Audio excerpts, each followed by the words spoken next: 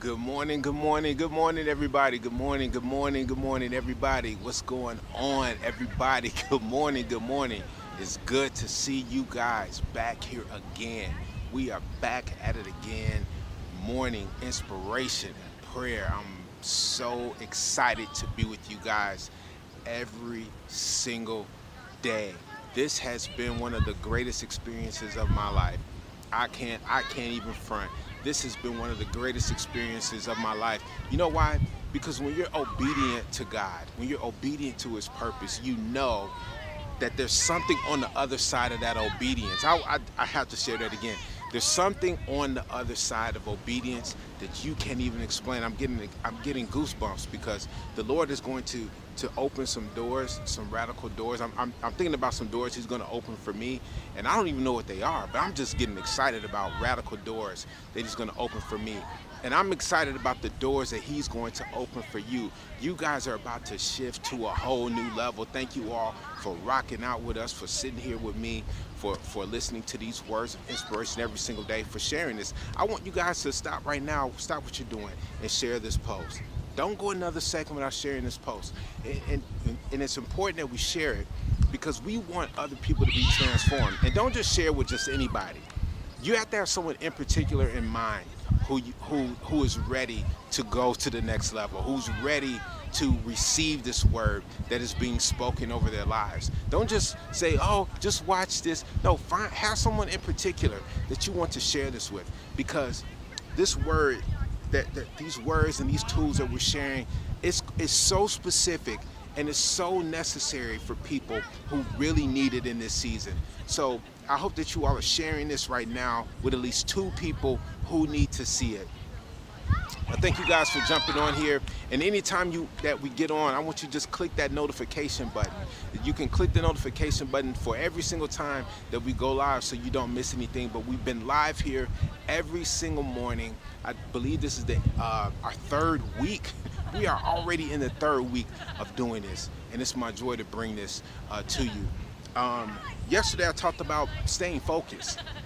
And today I'm going to give you, I'm going to shift to something else because the Lord put something in my spirit, and He was showing me that that sometimes people are having a hard time in their communication with others. Like, we're having a hard time learning how to have tough conversations with people. And I do believe that's one of my gifts. I believe that might sound interesting enough, but I don't really have a hard time having a hard conversation with people. And that's just something that I've learned over the years how to do.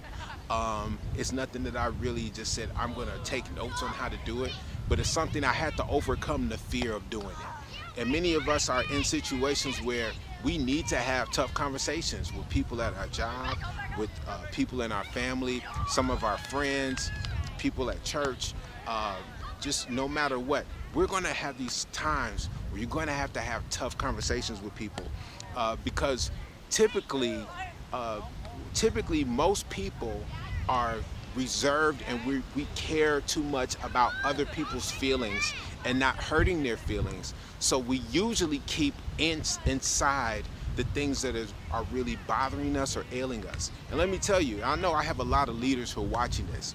If you're a leader, this is definitely for you. If you don't ever see yourself as being a leader or moving up the ladder as a leader, you may want to turn this off. This may not be for you. But people who are in leadership roles, leadership positions, and that also includes moms, dads, husbands, wives, you're a leader.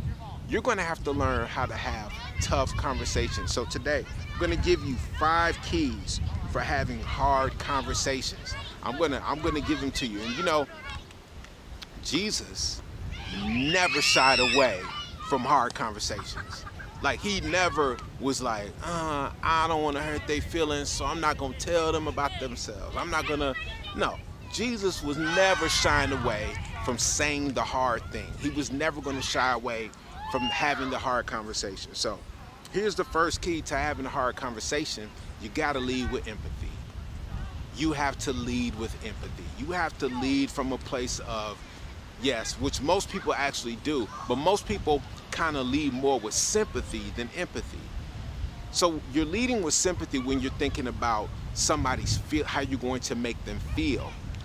But when you lead with empathy, you're going to have to actually put yourself in their shoes, right? To see, okay, what's going to be the best way to communicate. People who lead with empathy, they actually learn how to respond to a person a little bit better, because you can actually kind of reason a little bit more in your mind of how they're going to ingest what you're saying to them.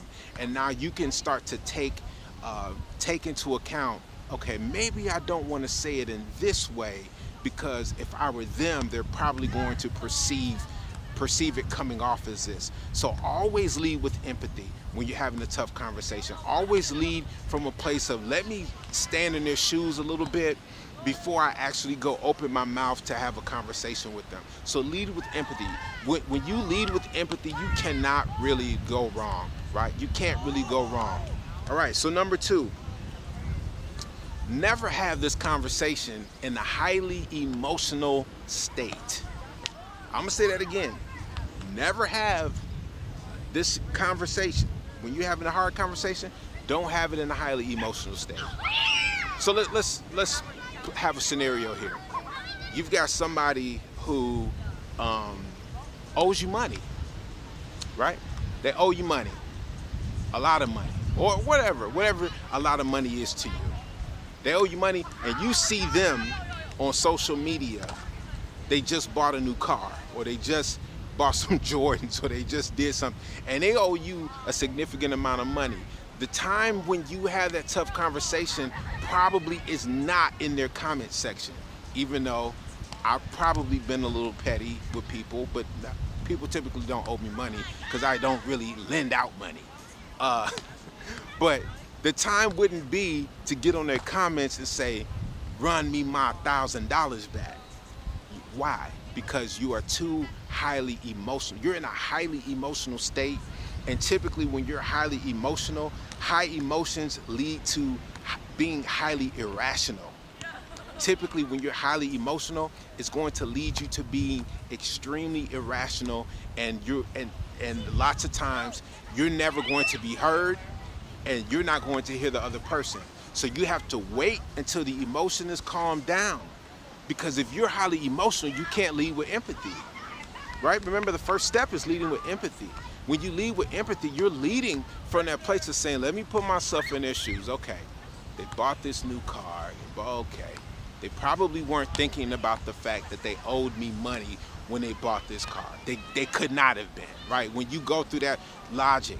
So when you see them in that new car, you're like, but where's my money?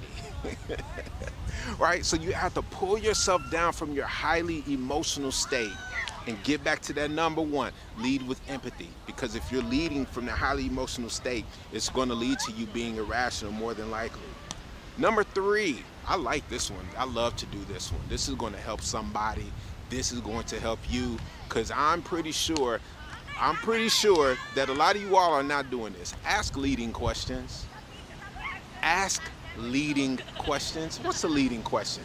So when you have that conversation with someone, you don't start off by ripping the Band-Aid off, even though sometimes you do go straight to the thing. You start off by just asking, hey, so this car, like, yo, how, what was the process of you getting that car? Like, start asking them questions that's going to lead you into the answer that you need for the conversation. You're going to have to ask them questions that are direct, right? So leading questions are very direct questions. Don't ask questions that are roundabout. I'm a person that asks, anyone that knows me, I ask extremely direct questions, and people can sometimes get uncomfortable because the question is so direct. But direct questions are leading questions. Typically, direct questions are answers that are yes or no. They get directly to the facts. So when you can when you ask leading questions and it gets you to the facts and the heart of a scenario, now you can begin to process things accordingly. Don't ask questions that are left up to chance or more opinion. Don't ask opinionated leading questions. Well, how do you feel about if someone, don't ask someone their opinion. if you're trying to have a tough conversation, don't ask about their opinion. Try to get things out that are factual so you can get the facts out, so you can get to the heart of the matter. If the heart of the matter is you're owed money, you have to ask enough leading questions that's going to get back to the point of, yes, on January 15th, 2020, I loaned you $685 and you have not paid it back. You have to ask questions that lead up to that. Don't let that be the first question you ask. And I guarantee you, as you begin to ask these leading questions, that person will say, this is about this money I owe you, isn't it? Right? Oh man, you know what, bro? Let's figure it out. Sis, I'm sorry. I probably shouldn't have. You're right. It doesn't look right. It does not look right. All right, this is what I'm gonna do. So asking leading questions gets you direct answers. It gets you direct responses. I hope this is helping somebody on today. All right. Number 4, listen. Listen. Listen. You gotta listen. See, it's hard to listen in a highly emotional state. It's hard to listen when you don't ask questions, right? It's hard to listen when you don't lead with empathy. You have to listen. Listen. Here's why you listen. More than likely, in this conversation, this other person is going to have a perspective. And you want to hear and listen for their perspective, and then be able to communicate back to them what their perspective is, right? And as you're listening, you're hearing their perspective, you're communicating that back.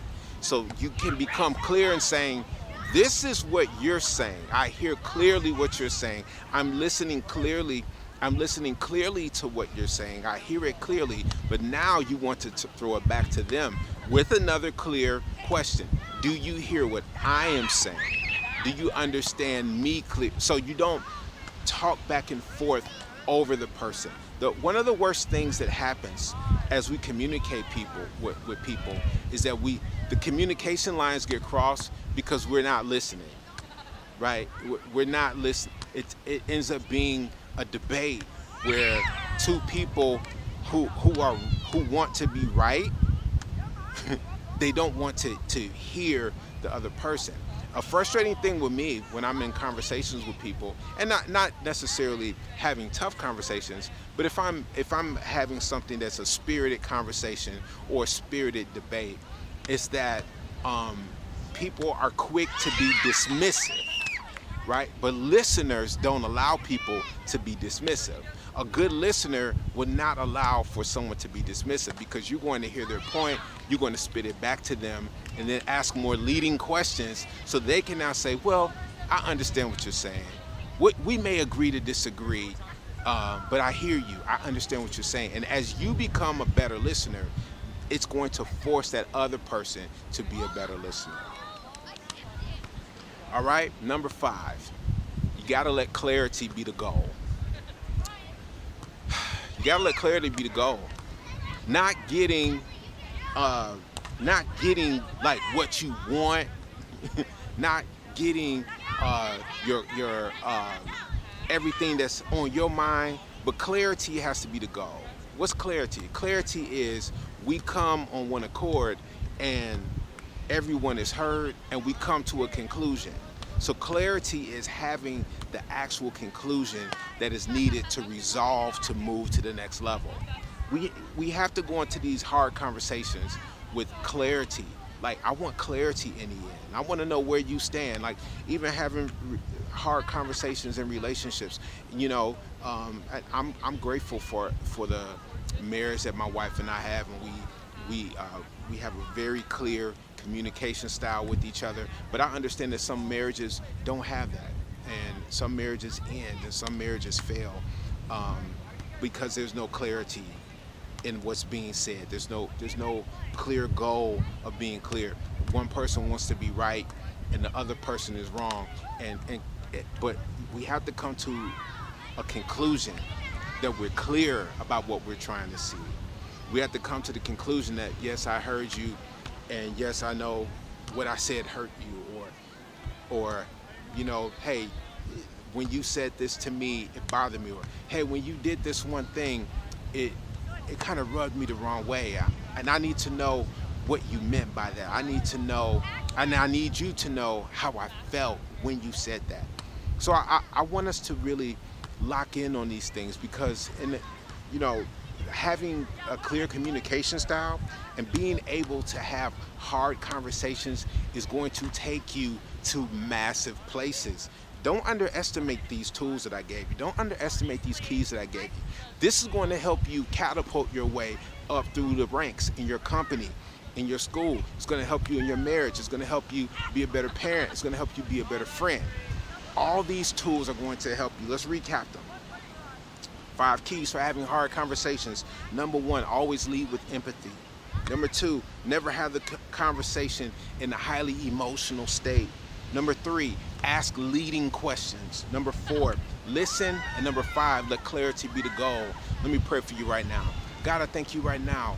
I thank you for this day. I thank you for each person who's watching this right now. God, I thank you that some of us have had issues with our communication, with our friends, with our families, with our parents, with our spouses, with our children, with our co-workers, with our bosses, with our supervisors, our managers, our employees. Father, you see where the communication breakdown is happening, even with pastors and their members. Father, I just pray that you give us clarity. Let clarity be our goal. Let us walk away with a clear understanding and lead with empathy as we speak with people, and lead with love, lead with compassion as we have conversations with people that may be challenging, that may be hard, oh God, but you're able to give us the clearest communication style, oh God.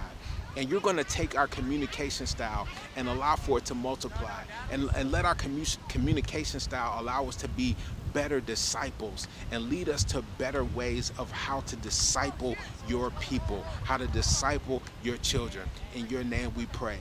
Amen. I hope that you all got something out of this. It was a little bit different. I know it was a little bit nuanced what we talked about today, but I hope that you got something out of this today.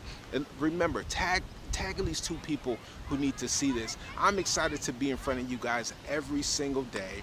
If you want to be a blessing to this ministry of Illuminate Church, you can do so by going to our website, IlluminateChurchOnline.com/give, or simply go to our Cash App, $IlluminateChurch. We appreciate your generosity